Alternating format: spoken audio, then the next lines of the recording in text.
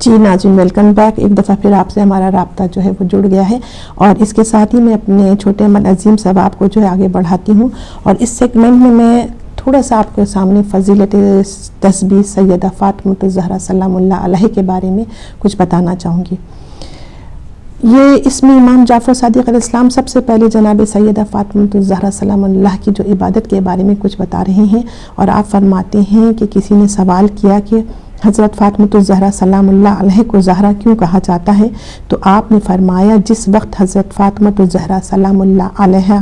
محراب عبادت میں کھڑی ہوتی تھیں تو اہل زمین کے لیے ان کا نور اس طرح سے روشنی دیتا تھا جس طرح زمین والوں کے لیے ستارے چمکتے ہیں۔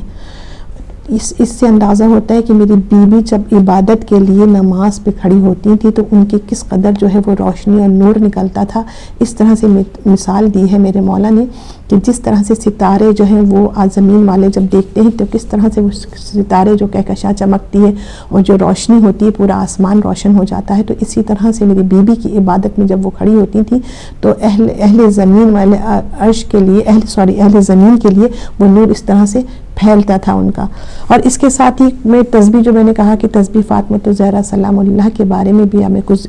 اس کی فضیلت بتانا چاہوں گی۔ سب سے پہلے یہ کچھ دو روایت ہیں اس کے بارے میں کہ تسبیح کس طرح سے وجود میں آئی۔ سب سے پہلے تو یہ میں کہوں گی کتب فرقین میں ہے کہ حضرت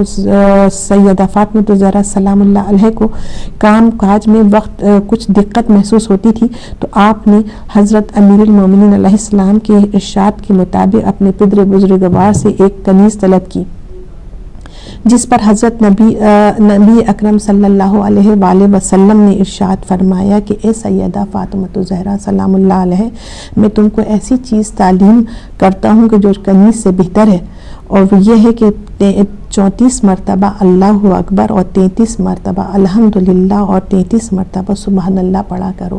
تو میرے سب سے بہترین چیز جو کہہ رہے ہیں کہ میں تمہیں عطا کروں گا وہ یہ تسبیح ہے جو فاطمۃ الزہرا سلام اللہ علیہ کو جو عطا کی تھی رسول خدا صلی اللہ علیہ وسلم نے۔ ایک روایت میں یہ ہے، اور دوسری روایت میں ہے کہ بعض کتب مناقب میں تسبیح حضرت فاطمۃ الزہرا سیدہ کی یہ شان نزول اس طرح بیان ہوتی ہے کہ جب لوگوں نے جناب سیدہ فاطمۃ الزہرا سلام اللہ علیہ سے عقد کی خواستگاری نبی صلی اللہ علیہ وسلم سے کی تو آپ نے فرمایا کہ آج شب جس کے گھر میں جو ستارہ اترے گا جناب سیدہ فاطمۃ الزہرا سلام اللہ علیہ کا عقد اسی سے کیا جائے گا۔ جب یہ خبر پورے مدینہ میں پھیلی تو اس رات لوگوں میں بڑی ہلچل رہی، اور لوگ تھے وہ پوری رات جاگتے رہے، اور جاگ کر اوپر اپنے گھر میں کوٹھے کے اوپر، جیسے اوپر کی چھت کو وہاں کوٹھا کہتے ہیں، کوٹھے پہ لوگ چلے گئے اور یہ دیکھنے کے لیے کہ وہ ستارہ کس کے گھر میں اترے گا اور یہ جناب سیدہ فاطمۃ الزہرا سلام اللہ کا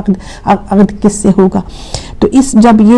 جب اس چکر میں وہ ساری رات جاگتے رہے، اور آج جب دیکھا کہ سحر کے وقت، صبح کے وقت سحر ایک ستارہ جو ہے وہ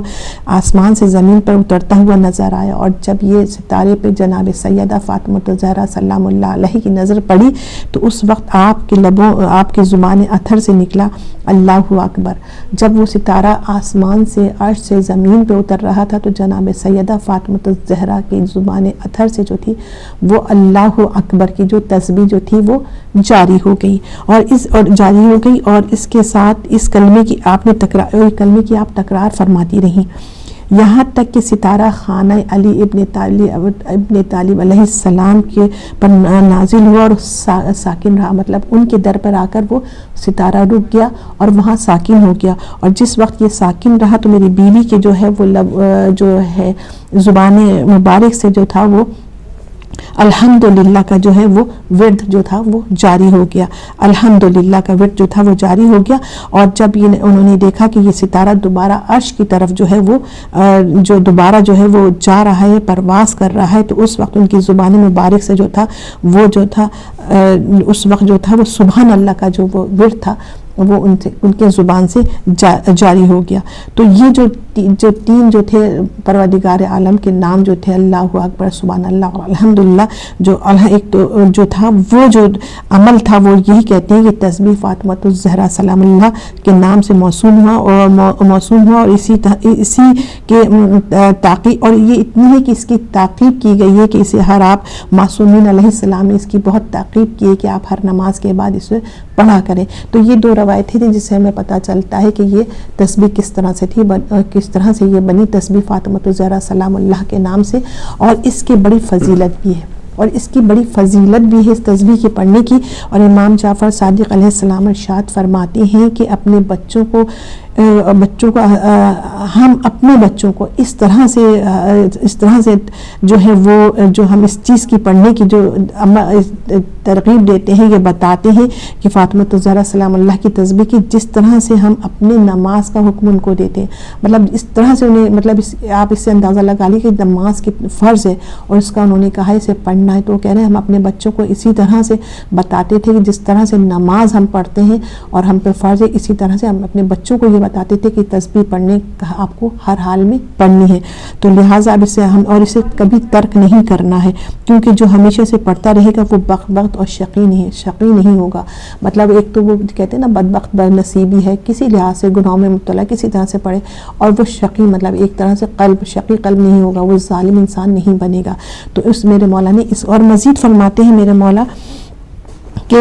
بعد نماز کے تسبیح حضرت فاطمۃ الزہرا سلام اللہ پڑھے تو اس کو وہاں سے اٹھنے سے پہلے خدا جو ہے بخش دے گا اور اس پر بہشت واجب ہو جائے گی. مطلب اتنی مطلب اس کی فضیلت ہے کہ آپ جب نماز اپنی ختم کرتے ہو یہ فاطمۃ الزہرا سلام اللہ علیہ کی تسبیح پڑھتے ہیں تو ابھی آپ اپنی جگہ سے نہیں اٹھیں گے کہ پروردگار عالم آپ کے گناہوں کو بخش دے گا اور وہ جو ہے آپ پہ جو بہشت ہے وہ آپ پر واجب کر دے گا. اسی طرح سے میرے مولا جو ہے امام باقر علیہ السلام جو ہے امام محمد باقر علیہ السلام سے مروی ہے کہ جو شخص حضرت فاطمۃ الزہرا سلام اللہ کی تسبیح پڑھ کر اس کے بعد استغفار پڑھے گا تو اللہ تعالیٰ اس کے گناہوں کو بخش دے گا. یہ تسبیح پڑھنے کے لحاظ سے 100 ہے، مگر عمل کے ترازو میں 1000 شیطانوں کو دور اور اللہ کو خوش کرتی ہے. مطلب اتنی اس کی فضیلت میرے مولا امام محمد باقر علیہ السلام فرما رہے ہیں کہ اگر اس کو آپ پڑھیں گے اور اس کے بعد ایک تسبیح استغفار کی پڑھیں گے تو یقین جانیے کہ یہ کہتے ہیں کہ یہ ترازو میں تو 100 دانے کے حساب سے، لیکن جو اس کے ہزاروں شیطان اس سے دور ہو جاتے ہیں اور وہ جو ہے پروردگار کو یہ خوش کرتی ہے. مطلب یہ پڑھنا جو ہے آپ کو خوشنودی پروردگار ہے. اگر آپ اس تسبیح کو پڑھتے ہیں تو میرا رب اس تسبیح کے پڑھنے سے خوش ہوتا ہے. اور میرے مولا فرماتے ہیں کہ اللہ تعالیٰ کی عبادت و تمجید و تسبیح جناب فاطمۃ الزہرا سلام اللہ علیہ سے بہتر نہیں ہے کی گئی. اگر اس سے بہتر کوئی عبادت ہوتی تو حضرت رسول خدا صلی اللہ علیہ وسلم سیدہ فاطمۃ الزہرا سلام اللہ علیہ کو عطا کرتے. دیکھیں کتنی بہترین بات میرے مولا کہہ رہے ہیں کہ یہ اتنی بہترین تسبیح ہے، اگر اس سے بہتر کوئی اور چیز ہوتی تو یقیناً جو ہمارے نبی صلی اللہ علیہ وسلم ہیں وہ جناب فاطمۃ الزہرا سلام اللہ علیہ کو اپنی بیٹی کو عطا کرتے. تو یہ بہترین چیز انہوں نے اپنی بیٹی کو عطا کی تھی. تو اس کے بڑے فضائل ہیں. اس کے ساتھ ساتھ سفر سے پہلے کی تسبیح اگر پڑھ لی جائے تو سفر کے سارے خطرات جو ہیں اس سے آپ محفوظ رہیں گے، اور رات کو سونے سے پہلے اگر اس تسبیح کو آپ پڑھ لیں گے تو پوری رات عبادت میں شمار ہوگی. تو اس تسبیح کی اتنے فضائل اور بہت ایک روایت معتبرہ میں بھی ہے کہ وہ ذکر کثیر جس میں خداوند عالم پروردگار عالم نے قرآن مجید میں حکم دیا ہے کہ حضرت سیدہ فاطمۃ الزہرا سلام اللہ کی تسبیح ہے. جو شخص نماز کے بعد ہمیشہ اس تسبیح کو پڑھے اس نے اللہ تعالیٰ کو بہت یاد کیا اور اس نے کثیر ذکر کیا. مطلب اگر آپ نے یہ تسبیح نماز کے بعد پڑھ لی تو میرا رب کہہ رہا ہے تو اس طرح ہے کہ جیسے اپنا اللہ کا آپ نے بہت زیادہ ذکر کر دیا اور اس کا بہت زیادہ عبادت کر لی اور بہت زیادہ ذکر کر دیا، کثیر ذکر کیا آپ نے. تو ان کی اس تسبیح کے اتنے فضائل ہیں. یہ بتانے کا مقصد یہ ہے کہ یہ تسبیح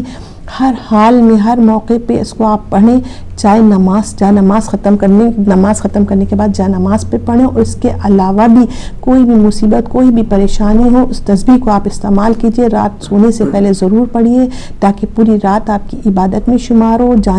سفر میں جانے سے پہلے پڑھیے. اور یہ ایک تسبیح اگر آپ پڑھ لیں گے یقین جانیے تو ایسی ہے کہ کہہ رہا ہے کہ ذکر کثیر میرا رب اتنا خوش ہو رہا ہے کہ اس طرح سے یہ تسبیح پڑھنے سے مجھے ایسا کر دیا کہ میرا بہت ذکر کر دیا اور مجھے بہت زیادہ خوش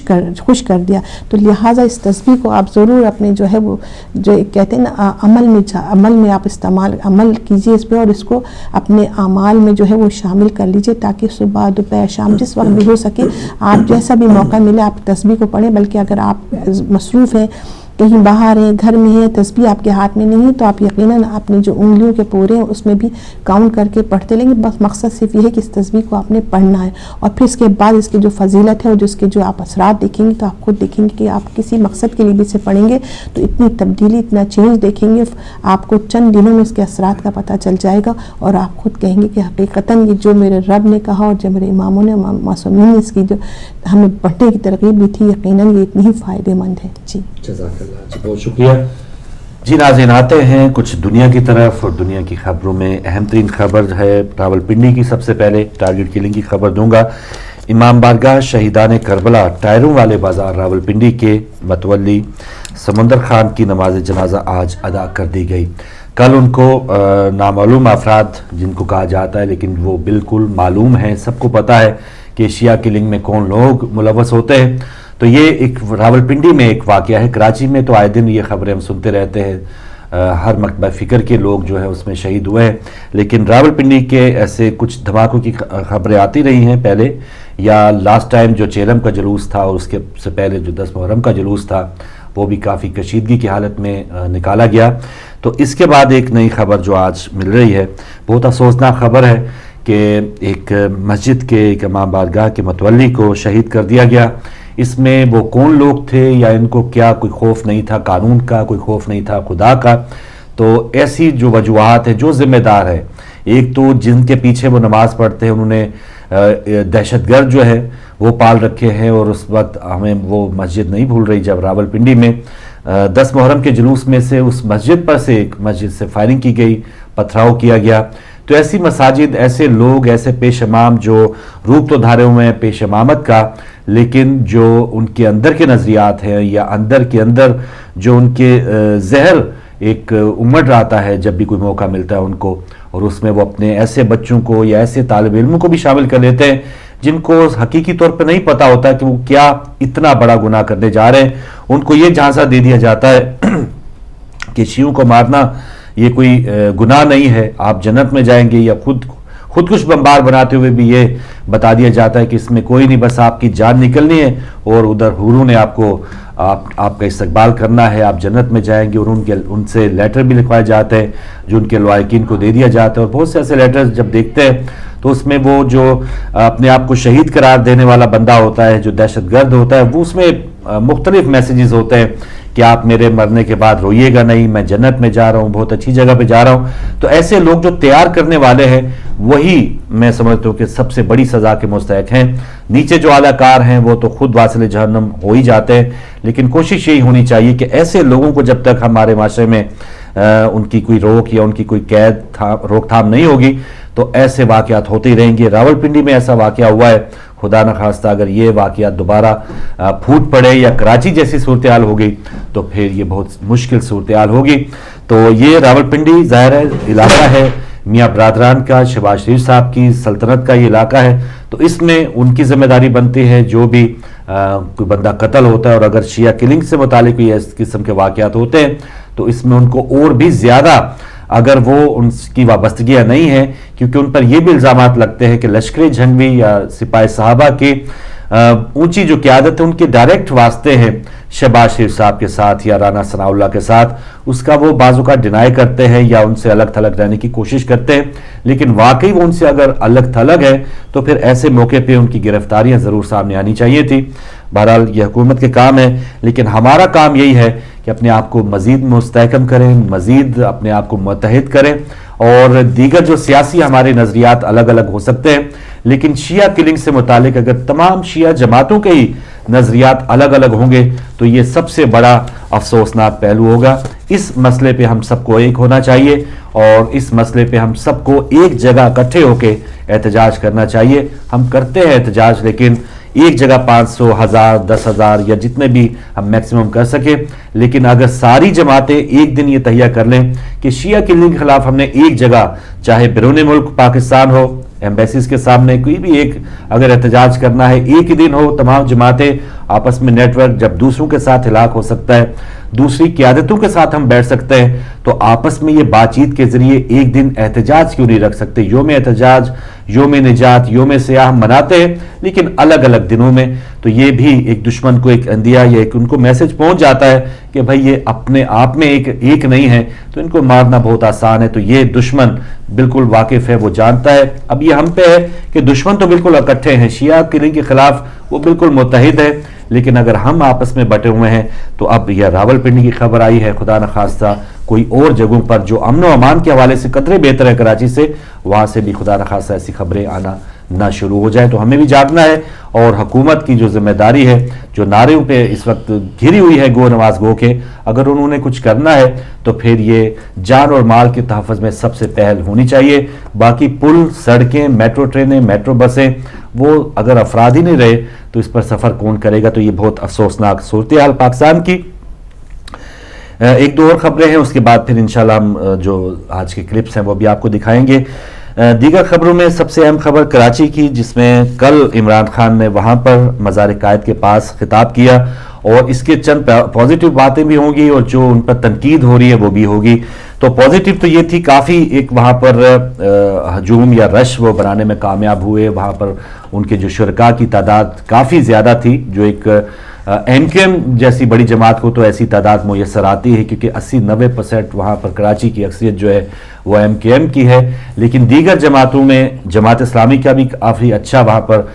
جلسہ ہوتا ہے, لیکن تحریک انصاف کا 2011 کے بعد بھی ایک اچھا جلسہ تھا. اور ناقدین جو ان پر تنقید کرنے والے, ایک تو پرویز رشید صاحب, ان کا کہنا ہے کہ ایم کیو ایم کے خلاف ان کی جو بات نہ کرنا ہے تو یہ باقاعدہ کوئی مکمکا کا ایک تاثر مل رہا ہے, کیونکہ راتوں رات الطاف بھائی کا جو ایک بیان آیا کہ ہم ان کو تحریک انصاف والوں کو ویلکم کہیں گے, کراچی میں ہم کھلے باہوں ان کو لیں گے, تو یہ بھی ایک تبدیلی تھی. اس سے ایک دن پہلے ہی فاروق ستار صاحب کی قیادت میں قومی اسمبلی سے پی ٹی آئی کے کچھ بیانات, عارف الوی صاحب کے بیانات کی وجہ سے انہوں نے واک آؤٹ کیا تھا. تو کافی گرما گرمی کچھ 24-25 گھنٹے پہلے ہو چکی تھی ایم کیو ایم اور تحریک انصاف کے درمیان, لیکن اچانک جو راتوں رات الطاف بھائی نے تھوڑی سی محبت دکھائی, اور کل جلسے کے اندر عمران خان نے ایک لفظ بھی ایم کیو ایم کے خلاف نہیں بولا. تو یہ تو اگر وہ سیانہ پن وہی دکھا رہے ہیں جو پیپلز پارٹی اور نواز لیگ والے دکھا رہے ہیں, تو پھر اس کا مطلب ہے وہ روایتی سیاستدان یا روایتی ہی سیاست کر رہے ہیں, جس سے عام پاکستانی پہلے ہی تنگ آ چکے ہیں. تو اس میں کیا ان کی حکمت عملی تھی؟ اگر تو یہ ہے کہ اگر بڑی جماعتوں سے پہلے نبٹ لیں, بعد میں پھر ایم کیو ایم یا دیگر جماعتیں ان کے بعد سیکنڈری چیز ہوں گی, یا صوبائی طور پہ اگر ان سے نبٹنا ہے تو بات کا یہ معاملہ ہے. لیکن اس وقت جو بڑی جماعتیں آپس میں پیپلز پارٹی اور نون لیگ کی جو گٹھ جوڑ چل رہی, اس سے وہ پہلے مقابلہ کرنا چاہتے ہیں. تو ایک تو حکمت عملی یہ ہو سکتی ہے, اور دوسری حکمت عملی یہ ہو سکتی ہے کہ کراچی جیسے شہر میں انہی کے ایک جو اکثریت والا ایک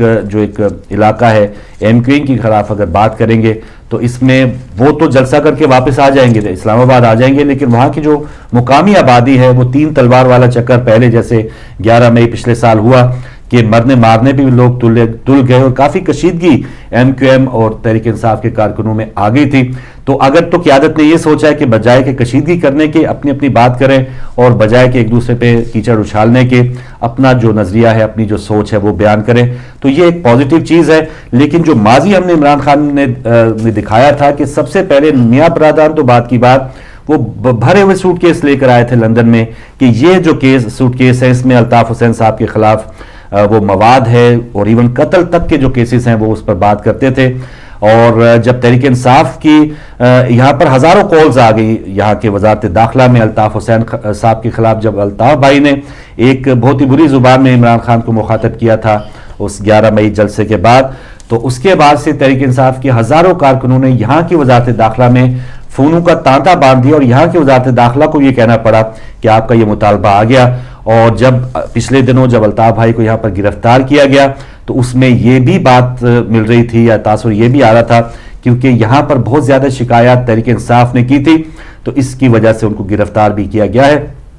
تو یہ چیزیں پہلے بہت زیادہ اوپر تھیں, آپس میں نفرتیں بہت زیادہ اوپر تھیں, لیکن راتوں رات جو ان کی خاموشی ہے, کیا وہ روایتی سیاستدان بن چکے ہیں یا حکمت عملی کے تحت ہوئے ہیں, یہ اب دیکھتے ہیں کہ آنے والا وقت بتائے گا کہ آئندہ چل کے عمران خان کو وہ 34 یا 35 جو مقدمات ہیں الطاف بھائی کے خلاف جو قتل کے الزامات ہے عشرت العباد کے خلاف، اور جو ہر MNA کے خلاف وہ لڑتے جھگڑتے نظر آتے تھے ہمیں پرانے ٹاک شوز میں، تو وہ تبدیلی آخر اس میں کیا وجہ ہے کہ وہ تبدیلی آئی ہے، یہ دونوں پہلو ہم نے ضرور دیکھنے ہیں۔ تو جو ان کی کل کی کراچی کی تقریر تھی اس میں ایک پازیٹیو یہ بات آئی ہے کہ اب کراچی میں بھی وہ آئے ہیں، اس کے بعد لاہور جائیں گے، اور نہ صرف اسلام آباد میں دھرنے تک محدود رہیں گے بلکہ اس کے بعد پھر وہ نئے نئے جگہوں پر دوبارہ جلسے کر رہے ہیں۔ تو ایک جو تاثر یہ تھا کہ اسلام آباد میں آگے کنٹینر لگا کے ان کی جو پذیرائی ہے اس کو کم کیا جائے گا، 100-200 بندہ آخر میں رہ جائے گا اور کوئی بھی ان کی بات میں وزن نہیں ہوگا۔ تو اس کا توڑ نکالتے ہوئے اچھا ان کی حکمت عملی یہ ثابت ہوئی کہ اب وہ کراچی میں انہوں نے ہزاروں کا مجمع جمع کر کے یہ بتا دیا، لوگوں نے گو نواز گو کے نعرے لگا دیے، اور وہاں پہ بہت ہی اہم شخصیات بھی تھی، سیاسی قیادت تو تھی ہی، لیکن جاوید میاں جیسی شخصیت، سمیع اللہ جو ہاکی کے فلائنگ ہارس رہے ہیں، ان کی بھی جیسی شخصیت، مختلف فنکار، مختلف جو دیگر شعبوں سے متعلق لوگ تھے وہ بھی اس جلسے میں تھے۔ تو ہمیں